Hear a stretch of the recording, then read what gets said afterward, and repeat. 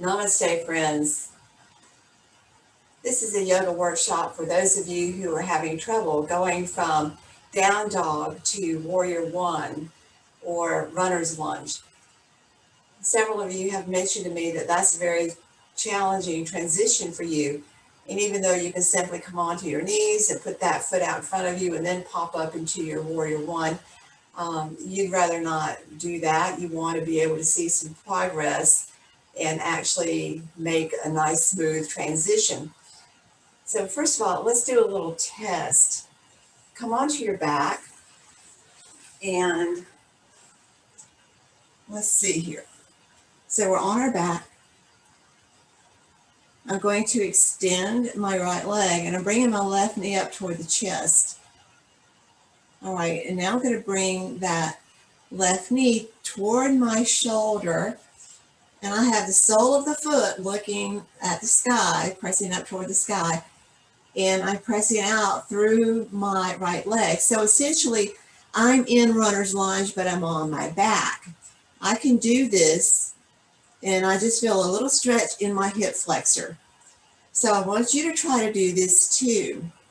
Now, if you can do this, but you're not able to make the transition, then this is not the video for you. That's in another video. You've got some other issues. But if you cannot even come into this position, maybe your leg is here or something, then this is the video for you. We're going to work on the muscles that are keeping you locked in this position. And so we're working on the muscles where you're having tightness here so that you can get this knee close to your shoulder. And then once you get this position, once you're able to do that, you should be able to do the step through from down dog into your runner's lunge or warrior one, whichever of those two. Okay, so now what's causing you problems here? You might be able to feel it when you're doing this. You might be able to feel a lot of tightness right here in your hip flexor. So we need to get that worked on. Or maybe you're feeling a little tightness in your hamstrings here. That's not always the problem. It's usually more like hip flexor and also glutes. And one other thing people often overlook is core strength. So while I'm here, let's talk about core strength. We're going to do an exercise called dead bug. It's really good for core strength. I want you to do this. Well, every day would be awesome, but if you can't do it every day, then maybe you can at least do 3 sets of 10, 3 days a week, and maybe work up to 12. All right. Now, when we do it, we want to bring our lower back to the mat and we activate the core. You keep the lower back on the mat the whole time. You keep your core tight the whole time. The knees come up above the hips. Shins are parallel to the floor. Arms are up. When I extend my right leg, I drop my left arm, and then I come back to start. And then I repeat. I extend my left leg and drop my right arm and return to start. Now notice when I do this, the other leg does not move. You want to keep it still, just like the arm is staying in place, okay? So you're just going to move one leg and one arm at a time. Now also, as you do that, if you feel your lower back trying to lift and you can't keep it down, then when you're extending your leg and your arm, just don't take it quite so far and then bring it back to start. Just do a little bit and bring it back to start. And then gradually make your movement a little bigger, but keep that back on the mat. And eventually maybe you'll be able to get a big extension here. Whoops.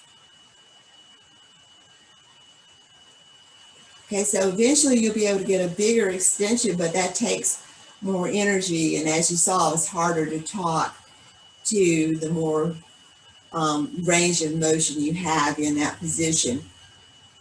So dead bug is really great because you can start out with little movements and then get bigger and really, really build a lot more core strength.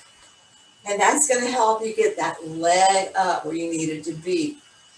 So as I said, we also sometimes have some issues with having tight glutes. All right, well, here's a solution or something you can do to help with tight glutes. Feet, let's take our feet wide apart. We're going to do deer pose, and there's lots of variations on deer. Some people like to take people right into pigeon pose, but I have found that for a lot of folks who can't get that transition step, they can't do pigeon either. So this is a better place to start. Have your feet wide apart. I'm taking my knees to the right. This left hip comes off the floor. That's normal. That's fine. I'm going to check my shin, get it parallel to the top edge of my mat. So right here, I'm going to turn a little bit toward that right knee, and I can fold out over the knee, okay, and that gives me a little stretch in my glute. Now, not much stretch, and I can also walk a little bit more toward the right and fold out a little bit more that way for a little more stretch. Now, we're all in different places here, so if you're not getting a stretch when you do this, then experiment with this opposite leg. Try to extend it back. Also, another thing is that's helping you get some stretching with this opposite leg. So just notice where you can take it. Maybe you have to stop here, and perhaps then when you fold out over the leg, maybe then you get a little better stretch. So work on this one as well. Of course, you'll do it to the right and to the left. I'd like for you to do 3 repetitions of the stretches for 30 seconds each, a minimum of 30 seconds. That's supposed to be optimal. So like when I do this, I like to go ahead and extend the back leg because that feels really good for me, but you might not be able to do that, and that's fine. Maybe in a month or so you can. And then I'll fold out over this leg. Avoid pinching. You don't want pinching in your hips. We want to stretch the glutes, your buttocks. And right now, since I'm folding out over the right knee, it's the right glute where I feel that stretch. Stretch, stretch, stretch. Oh, it's nice. Okay. So you would hold this for 30 seconds, and then you could go to the other side. Or if you are getting a stretch in your hip flexor, you can hold this stretch for 30 seconds and then come back here for 30 more seconds. So again, 3 times in 30 seconds on each side. So let's come do this side. Knees are wide apart. Knees go to the left. Getting my shin parallel to the top edge of the mat, exploring how this feels, not feeling much of a stretch. I send this leg back. Explore some more. Okay, I'm going to send it back. Maybe you don't want to, that's fine. Find that yummy place in the stretch.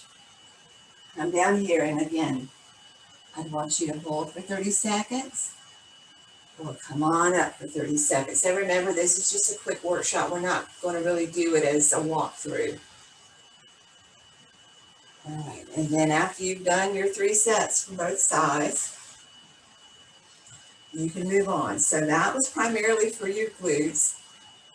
Some of you might have been able to find a position where you got it in your hip flexors, but just in case that didn't get your hip flexors, we're going to come on to our knees. I'm putting my left foot forward, Lunge asana. Okay, so I'm going to shift, and find a stretch here. The temptation I see people do a few things. They'll lean forward. When you lean forward, you lose the stretch. So keep your head and shoulders over your hips. Another thing that people will do is they'll let their back go sway back.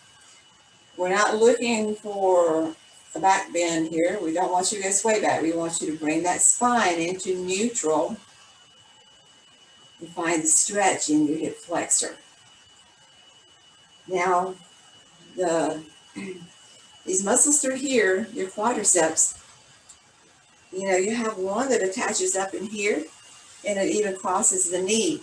So to get a really nice stretch for that muscle, it can feel good to elevate your heel. Put a little bend here. That'll give you more of a stretch. Now, at some point, you might even need more stretch. You can put a strap around your foot. Use the strap to pull the foot up, or maybe just take it and give yourself a little extra here. Again, you want to keep your spine in neutral. That's going to help you get that nice stretch in the hip flexor. So you would hold this for 30 seconds, then switch to the other side for 30 seconds, getting your position, checking your hips, or your head, your shoulders, your hips, being sure to lift up through your core, get that stretch. If you're getting a stretch, maybe you just want to stay right here. But remember, you do have that option of bringing the foot up. Just an option. You might not need it, but someday maybe you will. So again, 30 seconds, and then switch back to the other side. And do that 3 times. 3 times whenever you're working on this. And here again, you could do this every day, but if you don't have time to do it every day, then at least 3 times a day. So we've covered the core. We've covered the glutes. We've covered the hip flexors. And now, just in case you're having some issues with the hamstrings, I'll recommend that you work on your head to knee pose, Janu Shirshasana. So you just simply would bend one knee, bring that foot up to the top of your thigh, lengthen through your spine. If you're getting a stretch in the back of this leg, then you can stay right here. But if you're not getting a stretch, then you would want to come forward. Find that stretch, pause, and just breathe into it. Breathe nice, deep, smooth breaths. Again, you would do this for 30 seconds or a little more, and then switch to the other leg. Again, you're on your sit bones, nice long spine, knee and toes are pointing up. Again, lengthen the spine as you inhale, fold forward as you exhale. Hold this for 30 seconds again, at least 30 seconds, a little more is okay.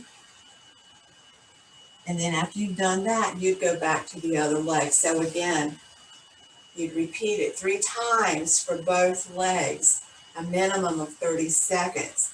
That's going to help you loosen up these muscles. I know so often in yoga classes, when you do Janu Shirshasana, you're like, here we go, and hold it a little bit, and then you're off to the other leg, and you hold it a little bit, and then you're off to something else. But it's really best to hold these stretches a minimum of 30 seconds and to repeat it three times, okay? That's when you're going to get the best results. So sometimes you get your best results in your home practice.